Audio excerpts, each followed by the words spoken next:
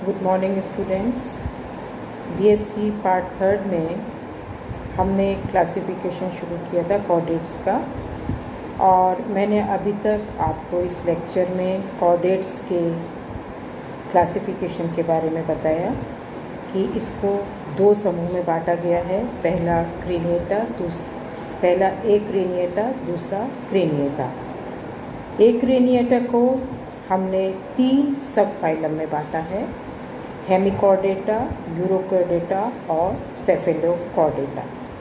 हमने अभी तक हेमिकॉर्डेटा और यूरोकॉर्डेटा का अध्ययन कर लिया है। अब हमारा तीसरा सब फाइलम सेफेलोकॉर्डेटा आता है, जिसका अध्ययन हम आज करेंगे। तो हम आज सबसे पहले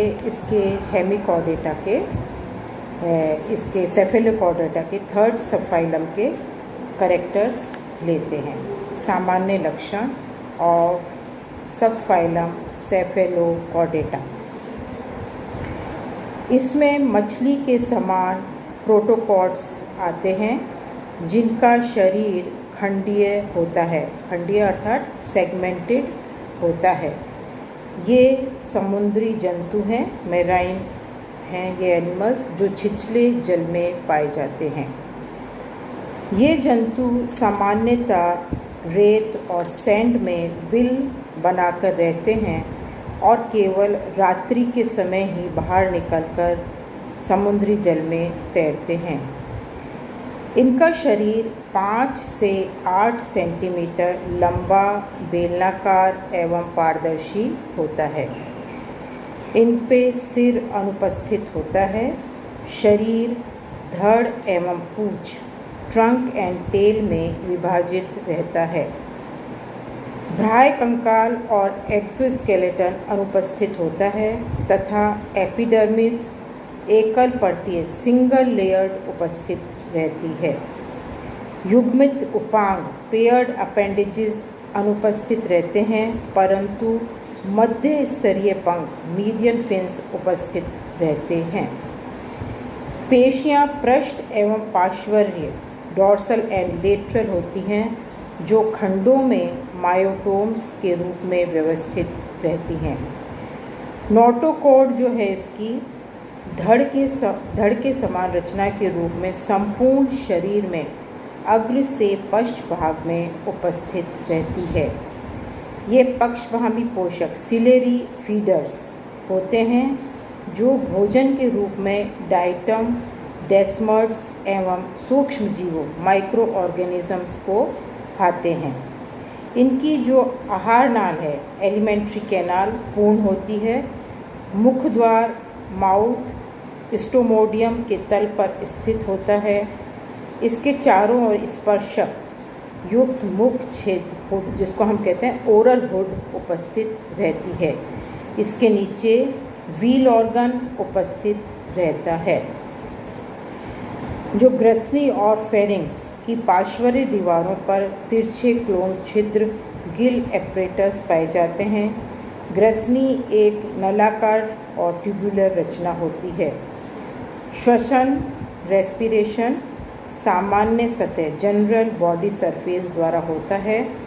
श्वसन के लिए विशिष्ट अंगों का अभाव होता है। रुधिर परिवहन तंत्र ब्लड वेस्कुलर सिस्टम बंद और क्लोज्ड प्रकार का होता है। इसमें हृदय एवं श्वसन वर्णक रेस्पिरेटरी पिगमेंट का अभाव होता है। पृष्ठ महाधमनी डॉर्सल एओर्टा रुधिर का वितरण करती हैं और अधर महाधमनी, जिसको हम कहते हैं वेंट्रल एओर्टा, इसे एकत्रित करती है। नेक्स्ट इज उत्सर्जन और एक्सक्रीशन। एक्सक्रीशन हेतु प्रोटोनेफ्रिडियम होते हैं, जो ज्वाला कोशिकाओं या सोलेनोसाइट, फ्लेम सेल्स और सेलोनोसाइट के रूप में पाए जाते हैं। वीलम की छत पर हैशचैक नेफ्रिडियम उपस्थित होता है, जो उत्सर्जन में मदद करता है। तंत्रिका तंत्र और नर्वस सिस्टम पृष्ठ नालाकार खोखली नर्व कॉर्ड के रूप में होता है। इससे 2 क्रेनियल एवं अनेक स्पाइनल तंत्रिकाएं निकलती हैं। नेक्स्ट, ये एक लिंगी यूनिसेक्सुअल जंतु होते हैं। जनन और गोनाड्स अनेक होते हैं जो विभिन्न खंडों में व्यवस्थित रहते हैं। जनन नलिकाएं गोनोडक्ट्स अनुपस्थित रहती हैं। अलैंगिक जनन और एसेक्सुअल रिप्रोडक्शन पाया जाता है। इनका जो विकास और डेवलपमेंट सामान्यतः प्रत्यक्ष डायरेक्ट होता है एवं लार्वा अवस्था अनुपस्थित होती है। डायरेक्ट का मतलब है जिसमें लार्वा अवस्था नहीं पाई जाती है। इसके उदाहरण हैं ब्रैंकियोस्टोमा या एम्फिओक्सिस। सेफेलोकॉर्डेटा में लगभग 30 जातियां ज्ञात हैं जो सभी वर्ग क्लास लेप्टोकॉर्डियाई में पाई जाती हैं।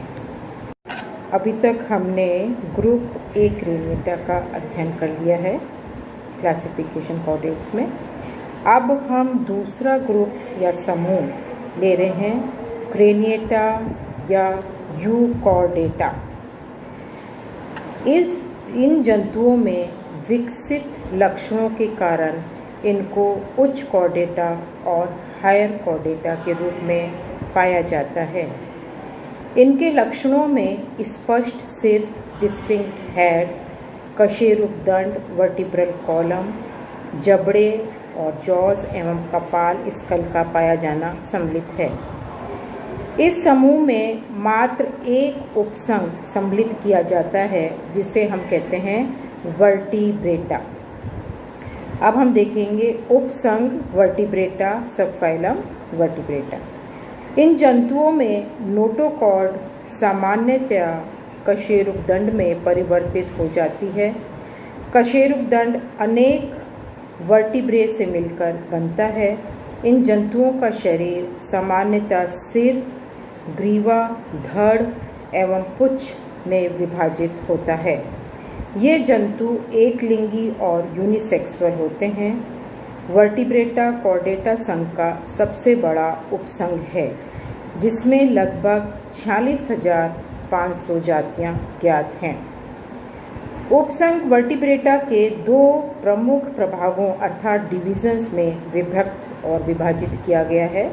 जो पहला विभाजन कहलाता है वो कहलाता है एग्नेथा और दूसरा कहलाता है नेथोस्टोमेटा।